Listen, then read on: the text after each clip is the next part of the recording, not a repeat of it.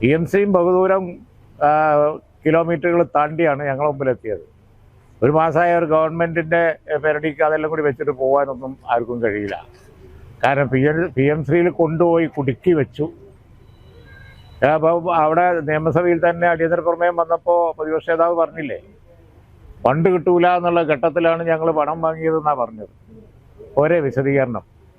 അപ്പോൾ അവർ ഫണ്ട് കിട്ടൂല എന്നുള്ള ഘട്ടത്തിലെത്തിയപ്പോൾ അതുവരെ പറഞ്ഞതൊക്കെ ഒറ്റ പറച്ചിൽ നിന്ന് പിന്നെ അവസാനിച്ചില്ലേ. ഫണ്ട് കിട്ടൂല എന്നായപ്പോൾ ഞങ്ങൾ ഫണ്ട് വാങ്ങി എന്ന് പറഞ്ഞു. ഫണ്ട് വാങ്ങി ഉപയോഗിച്ച് എല്ലാം കഴിഞ്ഞ സ്ഥിതിയാണ് ഇപ്പോൾ ഉള്ളത്. ഇനി എന്ത് ചെയ്യാൻ കഴിയും എന്നുള്ളത് നോക്കാനാണ് ഞങ്ങൾ കമ്മിറ്റിയെ വെച്ചത്. ഇതിലൊക്കെ വളരെ ക്ലാരിറ്റി ഉണ്ട്. പിന്നെ ഓരോ വിഷയങ്ങളും അങ്ങോട്ടും പറഞ്ഞ് ഇങ്ങോട്ടും പറഞ്ഞ് വിവാദമാക്കുക എന്നല്ലാതെ ഇതെല്ലാം അവർ ചെയ്തു വെച്ചതാണ്.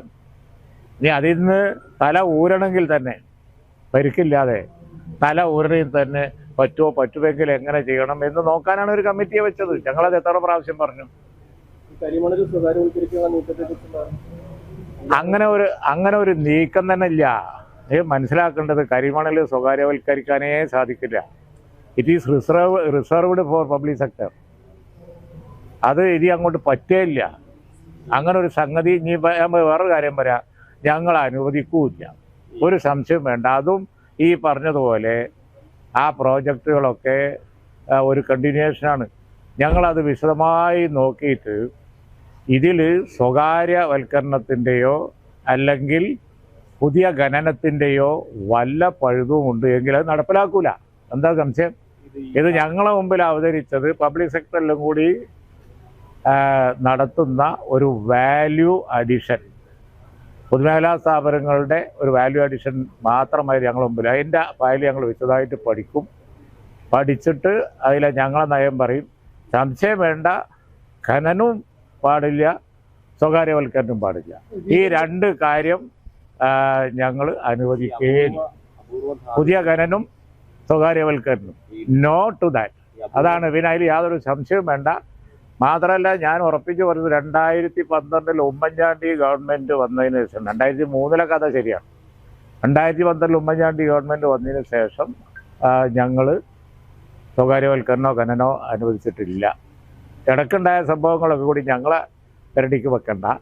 ഞങ്ങൾക്ക് പുതിയ ഖനനം ആലപ്പുഴ തീരമേഖലകളിലൊന്നും പുതിയ ഖനനത്തിന് പറ്റൂല.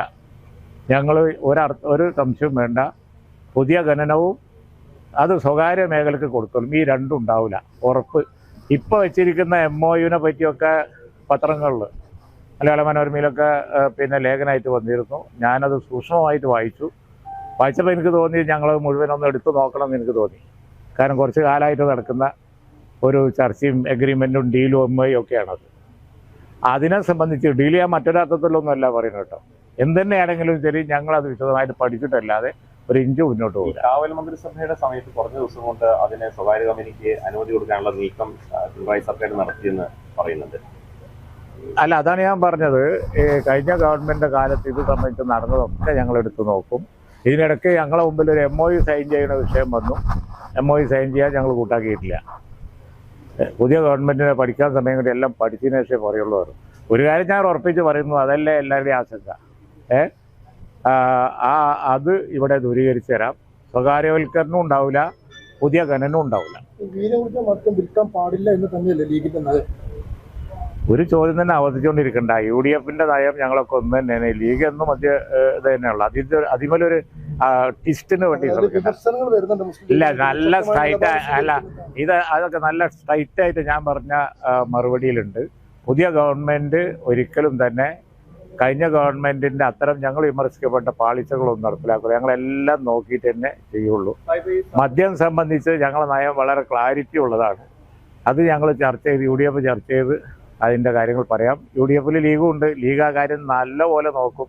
ഞങ്ങളൊക്കെ പാർട്ടിയുടെ നയം നല്ലപോലെ നോക്കുന്ന കൂട്ടത്തിലാണ്. ഈ സഭയിലെ ഈ കുട്ടനാട് MLA ചോദിച്ച ചോദ്യത്തിന് മുഖ്യമന്ത്രി പറഞ്ഞൊരു മറുപടി അവധിയുമായി ഒരു കാരണവശാലും കൊടുക്കില്ല എന്ന് താങ്കളോടാണ് പറഞ്ഞത്. അല്ല, അത് വേറൊരു കാര്യം പറഞ്ഞു എന്നാണ് എൻ്റെ ഓർമ്മ. ഞങ്ങൾ സംസാരിച്ചുകൊണ്ടിരിക്കുകയായിരുന്നു. ആ സബ്ജക്റ്റിനെ കുറിച്ചാണ് അദ്ദേഹം പറഞ്ഞതെന്നാണ് എൻ്റെ ഓർമ്മ. അപ്പോൾ അല്ല, അതിൻ്റെ ഇടയിൽ ചോദ്യം വന്നപ്പോൾ അത് എണീറ്റെന്ന് ഉത്തരം പറഞ്ഞ് ഇരുന്നതിന് ശേഷം എന്നോടുള്ള സംസാരം തുടർന്നതാണെന്നാണ് എൻ്റെ ഓർമ്മ. ആ വിഷയം തന്നെ അല്ല എന്നാണ് എൻ്റെ ഓർമ്മ. ഞങ്ങൾ സംസാരിച്ചുകൊണ്ടിരിക്കുന്നതായിരുന്നു. ഒരു കാരണവശാലും നമുക്കത് വേണ്ടെന്ന് പറഞ്ഞത് വേറൊരു സബ്ജക്റ്റ് ആയിരുന്നു എന്നാണ് എൻ്റെ ഓർമ്മയെന്നാണ് ഞാൻ പറയുന്നത്. ബാക്കി എനിക്കറിയില്ല.